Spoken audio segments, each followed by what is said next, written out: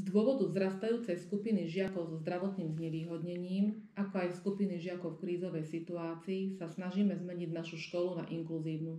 Školu, v ktorej sa bude každý žiak cítiť výnimočne a bezpečne. Grantová výzva zahŕňa všetky oblasti, ktoré nám umožnia naplniť našu víziu. V našej škole od septembra 2019 pôsobí inkluzívny tím, školský podporný tím, ktorý má v našej škole nezastupiteľné miesto.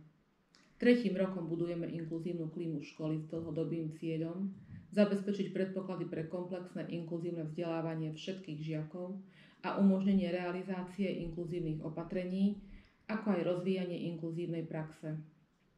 Finančné prostriedky z grantu využijeme na zabezpečenie dostupnosti personálnej podpory pre žiakov, 2 pedagogické asistentky a školský logopéd, vybudovanie bezbariérového vstupu do školy, exteriérové fitness prvky pre všetkých žiakov, zriadenie a vybavenie terapeutickej miestnosti, vybavenie a revitalizáciu špeciálno-pedagogickej učebne, zriadenie senzorickej miestnosti, poskytovanie edukačných aktivít a odborných terapií, zakúpenie edukačných materiálov, terapeutických a špeciálnych kompenzačných pomôcok, zabezpečenie vzdelávania a konzultačnej podpory personálu školy o inkluzívnom vzdelávaní a jej implementácii a taktiež zabezpečíme dostupnosť psychologického a sociálno-psychologického poradenstva a podpory pre žiakov v riziku a ich rodiny.